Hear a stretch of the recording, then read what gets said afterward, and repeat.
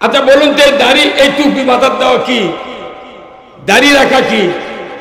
আচ্ছা গত শুক্রবারে যে ইমাম দাড়ি আর টুপিতে নামাজ পড়েছেন আমাদের মসজিদে, পরের শুক্রবার যদি ইমাম দাড়িটা কামে টুপিটা বাড়ির থুয়েছে 2 টাকার দানা, ওই মসজিদের মধ্যে জামাতের লোক, তবলিগের লোক, পীর সাহেবের জাকের, আওয়ামী লীগের লোক, বিএনপির লোক, জাসদের লোক, সব মুসল্লি সবাই যদি এসে দেখে ইমামের মুখের দাড়ি নেই, মাথার টুপি নাই, তাহলে সব এক হয়ে ওই ইমামক কি তারানের ব্যবস্থা করবেন না? কে তুই ওই শুক্রবার নামাজ পড়লো টুপি দিয়ে, দাড়ি দিয়ে, তোরা দাড়ি গো বাড়া, কথা বলেন ঠিক কিনা? বাড়া। তাহলে সুন্নত কাটে ফেলে দেওয়ার কারণে, টুপি খোলার কারণে একটা লোক নামাজ পড়ে না। কি হুজুর কথা বললেন আপনি? এই সুন্নত হলো দাড়ি আর টুপি, কিন্তু আমার আল্লাহ বলছেন কি জানেন?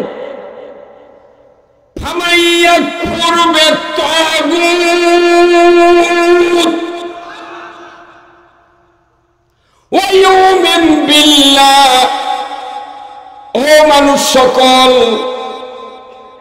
আগে তাগুতকে অস্বীকার করো, তারপরে তোমরা ঈমান আনো। কার কথা? তাহলে তাগুত অস্বীকার করা ফরজ, আর দাঁড়িয়ে রাখা, টুপি দেওয়া সুন্নত।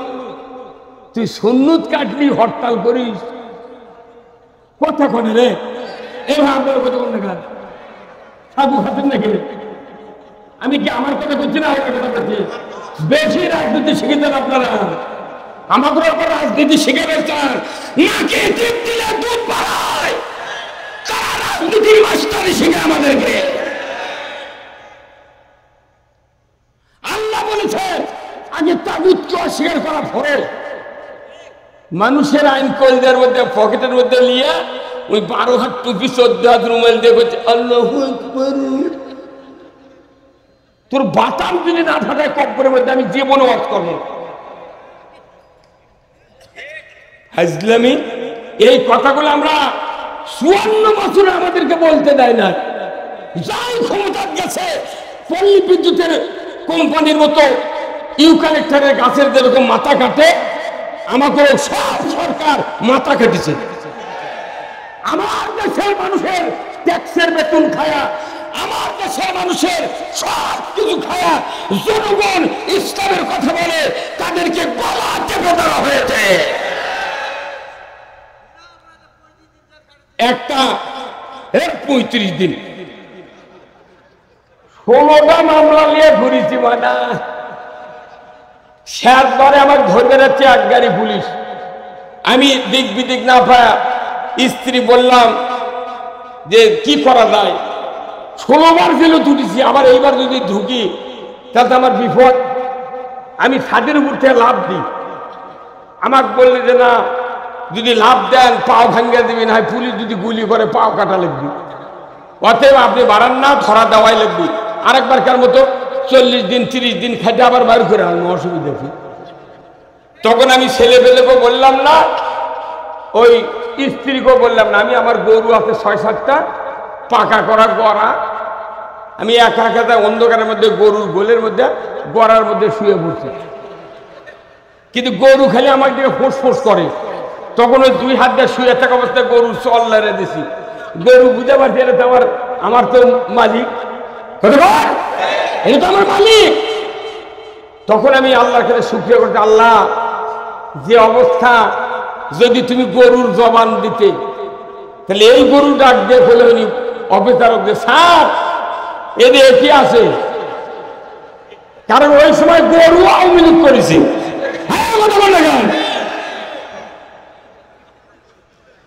মুসলিম আমি, সৈনিক আমি, আমি চির রণবীর, আল্লাহকে ছাড়া কাউকে মানি না, নারাই তাকবীর। বীর মুসলমান ধরো আল কোরআন, ফিরায়া আনো সেই হারানো সম্মান। বীর মুসলমান আমরা বীরের জাত, কোরআনের পক্ষে কথা বলা যায় না, আজকে দেশে অমুসলিমেরা তাদের ধর্মের পক্ষে কথা বলে, এই কথা কোন জায়গা ধর্মের পক্ষে কথা বলে। অমুসলিমের পূজা হয়, পার্বণ হয়, সরকার চাউল দেয়, টাকা দেয়। আবার এইবার যে পূজা হলো আমি দেখলাম আনসার ভিডিবি ওনাদের দেবতাকে তখন ঘারত করে নিয়ে যায় বিকেলবেলা। আনসার পুলিশ দুই দিক দিয়ে দাঁড়িয়ে যাচ্ছে, রিসিপশন করিতে যাচ্ছে। আমি তখন বললাম, আল্লাহ কি তুমি পরিবেশ দিয়ে দেছো, তাদের ইবাদত করার জন্য, তাদের ধর্ম মানার জন্য সরকার কত সুযোগ দিচ্ছে। এই সুযোগ কি এইবারই খালি? যত সরকার গেছে সব দিচ্ছে। ওদের ইবাদতের জন্য কত মুসলমানেরা সহযোগিতা করে। আর মুসলমানের দেশে 87% মুসলমান, সেই দেশে কোরআনের মাহফিল করবে গেলে ডিসি, এসপি, ওসির কাছে অনুমতি যদি নেয়, তাও নেতার চাপে ওসি কয় না আমরা পারবো না, কলিজা শেষ করে দিয়েছে আমাকে। এই আমরা সব আইন দেখেছি, তাগুতকে অস্বীকার করতে রাজি আছেন কারা কারা? দুহাত তুলে আল্লাহকে দেখান। নারায়ে তাকবীর, নারায়ে তাকবীর, নারায়ে তাকবীর। আল কোরআনের আলো সংসদে দাঁড়ালো, দুনিয়ার মুসলিম, বাংলার মুসলিম, জয়পুরহাটের মুসলিম, পাঁচবিবির মুসলিম, শালপাড়ার মুসলিম, রঘুনাথপুরের মুসলিম, লিল্লাহে তাকবীর।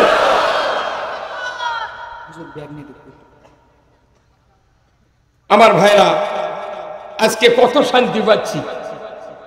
এনাদের মতো লোক যদি কোরআনের বক্তৃতা 100 বছর আগে থেকে শুনতো, তাহলে এই দেশের পরিস্থিতি এরকম হতো। এই বক্তৃতাগুলো আমাদের বলতে দেয়নি, ওনাদেরকে শুনতে দেয়নি, যার কারণে বাইতুল মুকাররমের ইমাম পালাতে বাধ্য হয়েছে। এই যে খুতবা আপনারা পড়েন না, খুতবাতুল আহকাম প্রতি শুক্রবারে জয়পুরহাটের সবচেয়ে বড় মসজিদ যেটা, সেখানে এই সার নামাজ পড়ে। যিনি তামাম পৃথিবীর একজন শ্রেষ্ঠ স্বামী, শ্রেষ্ঠ বাবা, শ্রেষ্ঠ নানা, শ্রেষ্ঠ রাজনীতিবিদ, তিনি একজন শ্রেষ্ঠ ইমাম। শুধু কি তাই, তিনি একজন যুদ্ধের সেনাপতি। জোরে হলো না আওয়াজ? শুধু কি তাই, তিনি যে জায়গা দিয়ে হেঁটে হেঁটে মসজিদের মিম্বরে খুতবা দিতে যেতেন, নিজের হুজরাখানার থেকে মাত্র 32 ফিট জায়গা, এই জায়গাকে আল্লাহ তাআলা রিয়াজুল জান্নাহ হিসেবে ঘোষণা করেছেন। শুধু কি তাই, উনি ছিলেন তামাম পৃথিবীর একজন সফল রাষ্ট্রনায়ক। সেই রসুলের প্রতি আমরা পড়ি সাল্লাল্লাহু আলাইহি ওয়াসাল্লাম। আজকের এই তাফসীরুল কোরআন মাহফিলের সম্মানিত সভাপতি জনাব মোহাম্মদ গোলাম কিবরিয়া, সহকারী অধ্যক্ষ মোহাম্মদপুর আমিনিয়া ফাজিল ডিগ্রি মাদ্রাসা, আল্লাহ ভাইজানকে দ্বীনের জন্য কবুল করুক, বলুন আমিন। সহ সভাপতি জনাব জাকারিয়া হোসাইন খতিব, রঘুনাথপুর জামে মসজিদ। প্রধান অতিথি বিশিষ্ট সেবক, জনগণের ভীতির উচ্ছেদকারী, জনগণের অন্তরে যে ভীতি হয়, ভয় হয়, এই ভয় উচ্ছেদকারী, জোরে করে আল্লাহু আকবার। তিনি হলেন জনাব মোহাম্মদ আব্দুল ওয়াহাব, পুলিশ সুপার, জয়পুরহাট। আল্লাহ ভাইজানকে মৃত্যু পর্যন্ত কোরআনের পক্ষে থাকার তৌফিক দান করুন আমিন। আমন্ত্রিত অতিথি জনাব মোহাম্মদ ফজলুর রহমান সাইদ ভাই, আমির বাংলাদেশ জামাত ইসলামী জয়পুরহাট জেলা শাখা, এবং আগামী সংসদ নির্বাচনে দাঁড়িপাল্লা মার্কা নিয়ে যিনি মনোনয়ন পেয়েছেন তিনি হলেন জনাব মোহাম্মদ ফজলুর রহমান সাহিব ভাই। বলুন আল্লাহুম্মা আমিন। আজকের মাহফিলের প্রধান আকর্ষণ ছিলেন মাওলানা মোহাম্মদ রহমতুল্লাহ আজাদি। আর এক মেহমান ছিলেন হযরত মাওলানা মোহাম্মদ মঈনুল ইসলাম। আর একজন আপনাদের কোলের সন্তান জনাব মোহাম্মদ মুনতাসুর রহমান ফাহিম জয়পুরহাট সহ বিশেষ অতিথিবৃন্দ, মঞ্চে বসা প্রশাসনিক কর্মকর্তা কর্মচারীবৃন্দ, ডিজিএফআই, ডিএসবি, এনএসআই, সাংবাদিক ভাইয়েরা, প্রশাসনিক কর্মচারী কর্মকর্তাবৃন্দ, ব্যবসায়ী ভাইয়েরা, মুরব্বিনে কেরাম, হাজী সাহেবগণ, বিভিন্ন মসজিদের ইমাম, মুয়াজ্জিন, মুক্তাদি সহ বিভিন্ন রাজনৈতিক দলের নেতৃবৃন্দ, যুবক ভাইয়েরা, প্রাইমারি, মাদ্রাসা, হাই স্কুল, কলেজ, বিশ্ববিদ্যালয়ের শিক্ষক মহোদয়গণ, ছাত্র ভাইয়েরা, পর্দার অন্তরালে মা ও বোনেরা, কচি কাচারা এবং আজকের এই মাহফিলের বুলবুল টিম আয়োজক বৃন্দ ভাইয়েরা, সাথে সাথে এই মাহফিলে প্রচার মিডিয়ার সম্মানিত মাইকালা এবং ভিডিও ম্যান ভাইয়েরা, সবার প্রতি আমার সালাম। আসসালামু আলাইকুম ওয়া রাহমাতুল্লাহি ওয়া বারাকাতুহু। আমি কথা বলবো দুটো বিষয় নিয়ে। কয়টা বিষয়?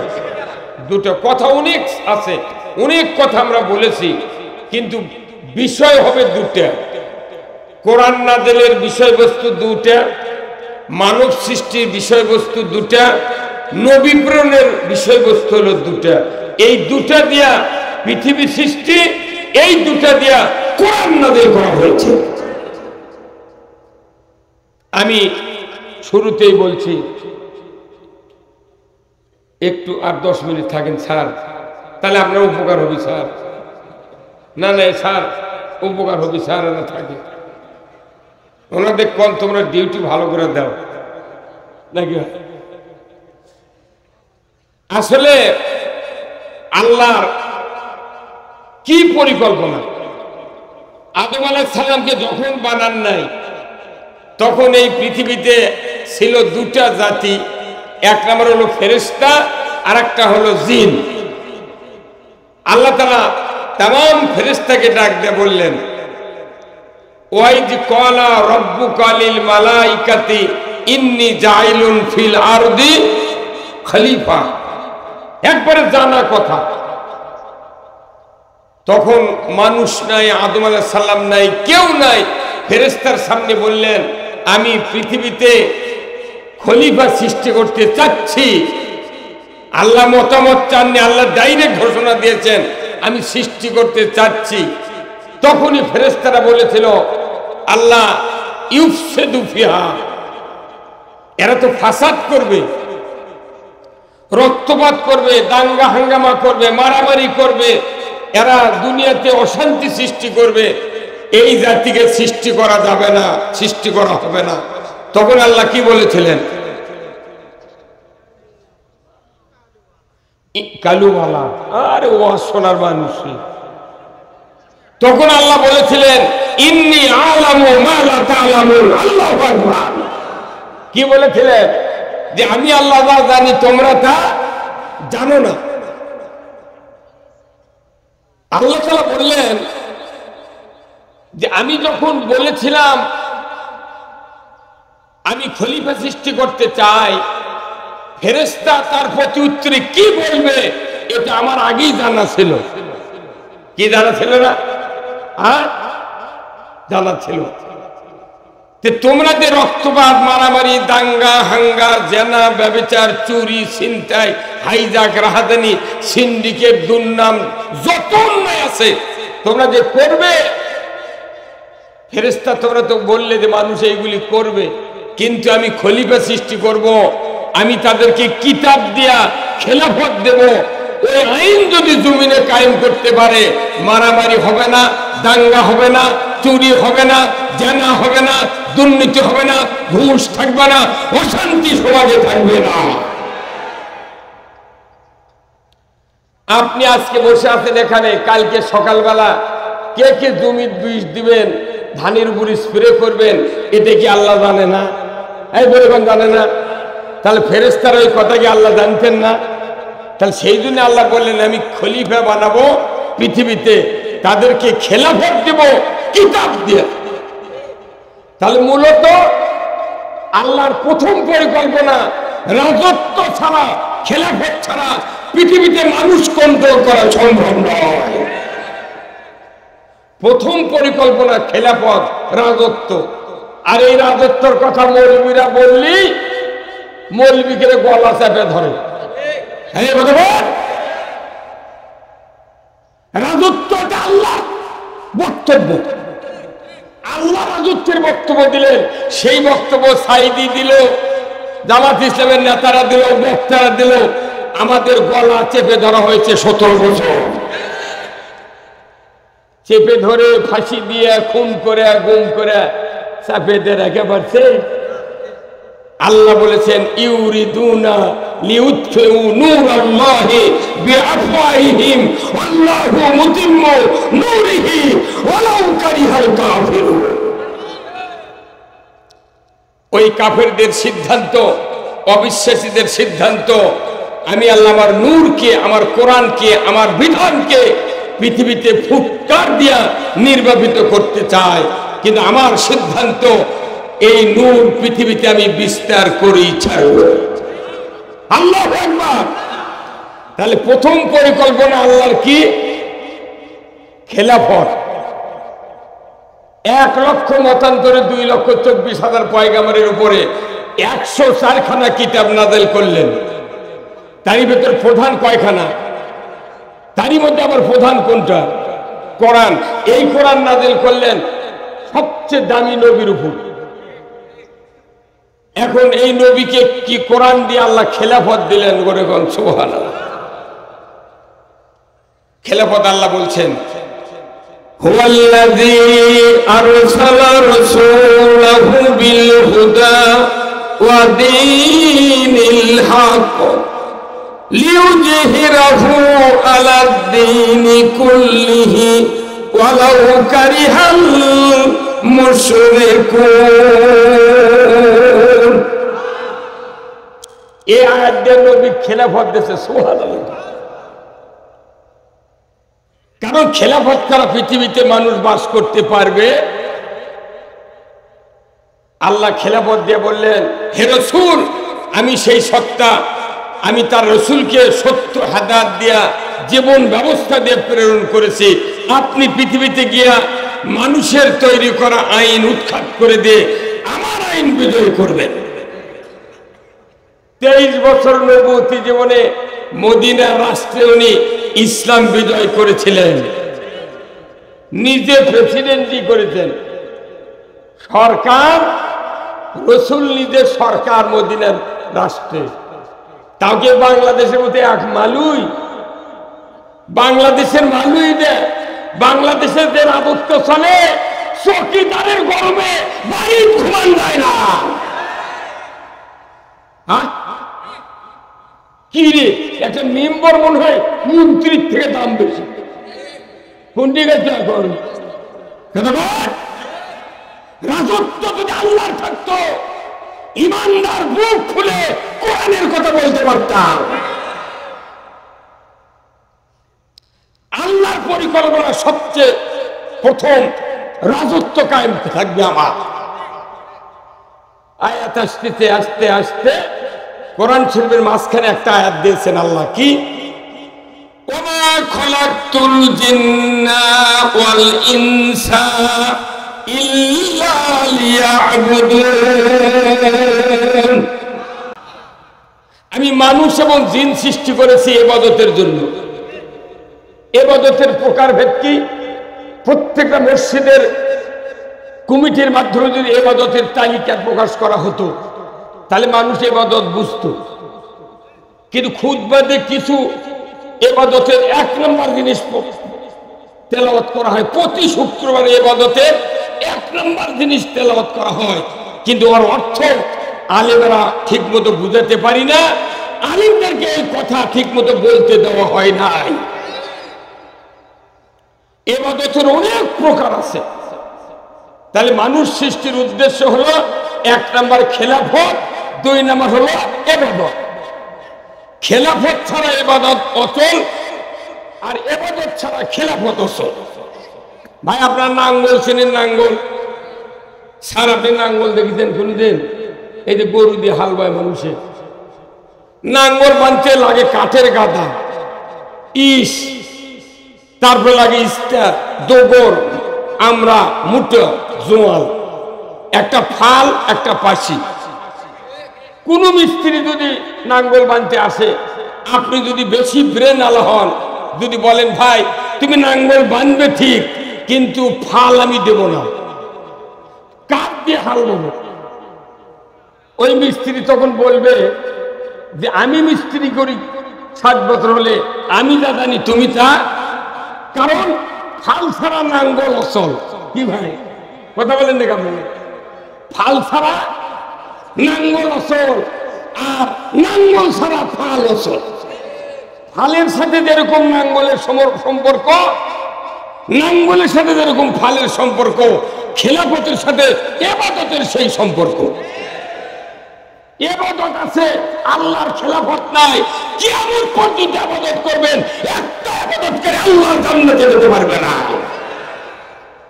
কারণ ইসলাম হলো জীবন ব্যবস্থা, এই খেলাফত দরকার। আল্লাহ বলেছেন, আল্লাহর দেওয়া খেলাফতের বিরোধিতা করে 22 ফুটে জুব্বা, 14 হাতে রুমাল, 12 হাত দাড়ি, 1400 বার হজ করিচ্ছে।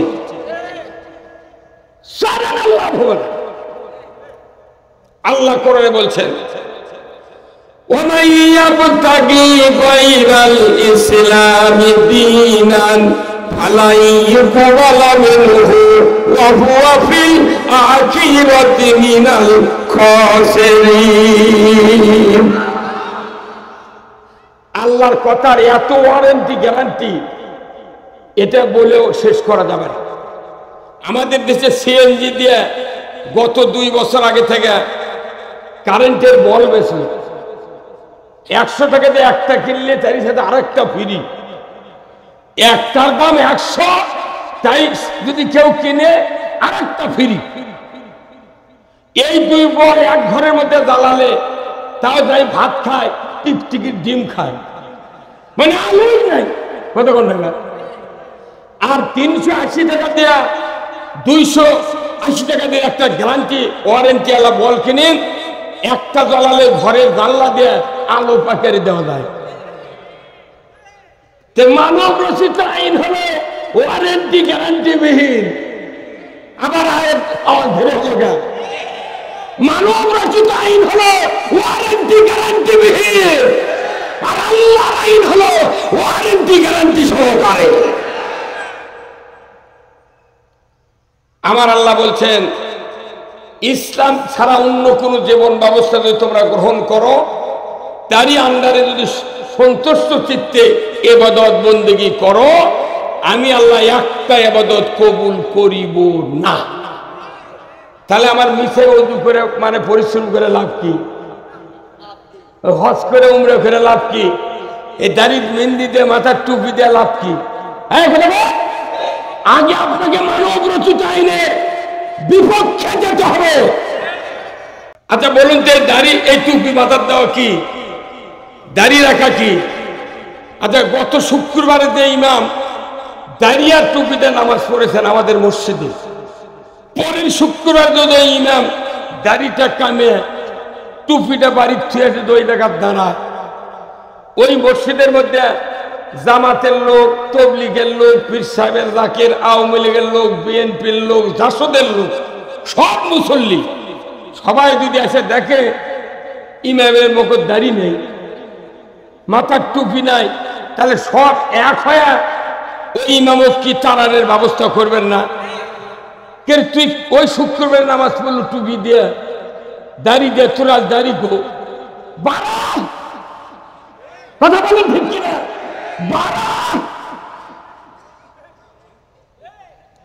তাহলে সুন্নত কাটে ফেলে দেওয়ার কারণে, টুপি খোলার কারণে একটা লোক নামাজ পড়ে না। কি হুজুর কথা বললেন আপনি? এই সুন্নত হলো দাড়ি আর টুপি, কিন্তু আমার আল্লাহ বলছেন কি জানেন? ফামাইয়া করবে তাগুত ওয়া ইউমিন বিল্লাহ। ও মানুষ সকল, আগে তাগুতকে অস্বীকার করো, তারপরে তোমরা ঈমান আনো। কার কথা? তাহলে তাগুত অস্বীকার করা ফরজ, আর দাঁড়িয়ে রাখা টুপি দেওয়া সুন্নত। তুই সুন্নত কাটলি হরতাল করিস, কথা কনে রে? এবার আপনার কথা বল না, সাবু খাতুন নাকি? আমি কি আমার কথা বলছি না? কথা বলছি। বেশি রাজনীতি শিখে দেন আপনারা, আমাদের উপর রাজনীতি শিখে গেছেন নাকি? টিপ দিলে দুধ বাড়ায়, তারা রাজনীতির মাস্টারি শিখে আমাদেরকে। আল্লাহ বলেছেন আগে তাগুতকে অস্বীকার করা ফরজ। মানুষের আইন কলদের মধ্যে পকেটের মধ্যে নিয়ে ওই 12 হাত টুপি 14 হাত রুমাল দিয়ে বলছে আল্লাহু আকবার। তোর বাতাম যদি না ফাটায় কব্বরের মধ্যে আমি জীবনে ওয়াজ করবো। হাজলামি এই কথাগুলো আমরা 54 বছর আমাদেরকে বলতে দেয় না। যাই ক্ষমতা গেছে, পল্লী বিদ্যুতের কোম্পানির মতো ইউক্যালিপটাসের গাছের যেরকম মাথা কাটে, আমাকে সব সরকার মাথা কেটেছে। আমার দেশের মানুষের ট্যাক্সের বেতন খায়া, আমার দেশের মানুষের সব কিছু খায়া জনগণ ইসলামের কথা বলে তাদেরকে গলা চেপে ধরা হয়েছে।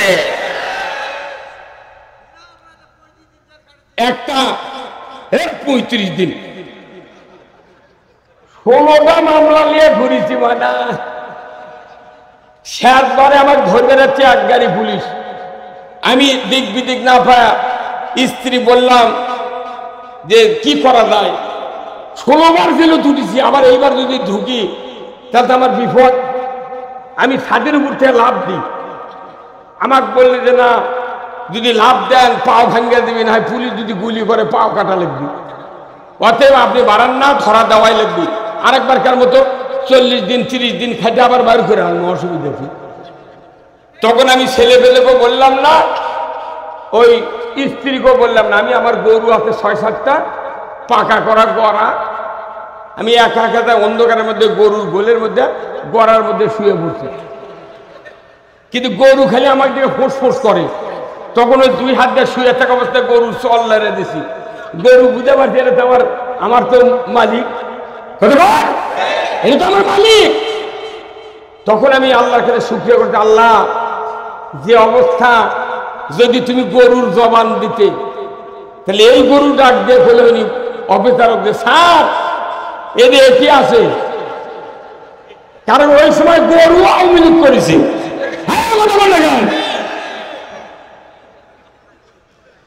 মুসলিম আমি, সৈনিক আমি চির রণবীর, আল্লাহকে ছাড়া কাউকে মানি না, নারাই তাকবীর।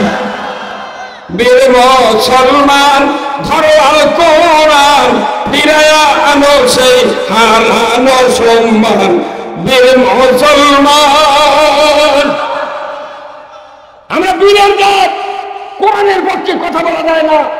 আজকে দেশে অমুসলিমেরা তাদের ধর্মের পক্ষে কথা বলে।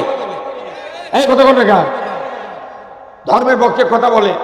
অমুসলিমের পূজা হয়, পার্বণ হয়, সরকার চাউল দেয়, টাকা দেয়। আবার এইবার যে পূজা হলো আমি দেখলাম আনসার ভিডিবি ওনাদের দেবতাকে তখন ঘারত করে নিয়ে যায় বিকেলবেলা। আনসার পুলিশ 2 দিক দিয়ে দাঁড়িয়ে যাচ্ছে, রিসিপশন করিচার যাচ্ছে। আমি তখন বললাম আল্লাহ কি তুমি পরিবেশ দিয়ে দেছ। তাদের ইবাদত করার জন্য, তাদের ধর্ম মানার জন্য সরকার কত সুযোগ দিচ্ছে। এই সুযোগ কি এইবারই খালি? যত সরকার গেছে সব দিচ্ছে। ওদের ইবাদতের জন্য কত মুসলমানেরা সহযোগিতা করে।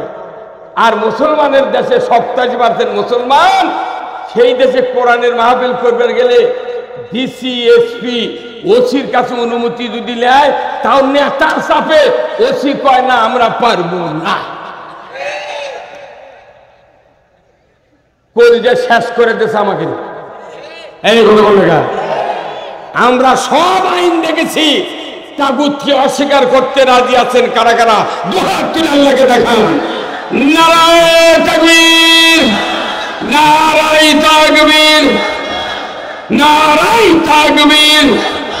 আল কোরআনের আলো সংসদে আলো, দুনিয়ার মুসলিম, বাংলার মুসলিম, জয়পুরহাটের মুসলিম, পাঁচবিবির মুসলিম, শালপাড়ার মুসলিম, রঘুনাথপুরের মুসলিম, লিল্লাহে তাকবীর।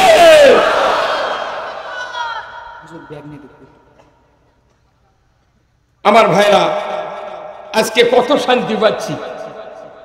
এনাদের মতো লোক যদি কোরআনের বক্তৃতা 100 বছর আগে থেকে শুনতো, তাহলে এই দেশের পরিস্থিতি এরকম হতো। এই বক্তৃতাগুলো আমাদের বলতে দেয়নি, ওনাদেরকে শুনতে দেয়নি, যার কারণে বাইতুল মুকাররমের ইমাম পালাতে বাধ্য হয়েছে। এই যে খুতবা আপনারা পড়েন না, খুতবাতুল আহকাম প্রতি শুক্রবারে জয়পুরহাটের সবচেয়ে বড় মসজিদ যেটা, সেখানে এই সার নামাজ পড়ে। আমার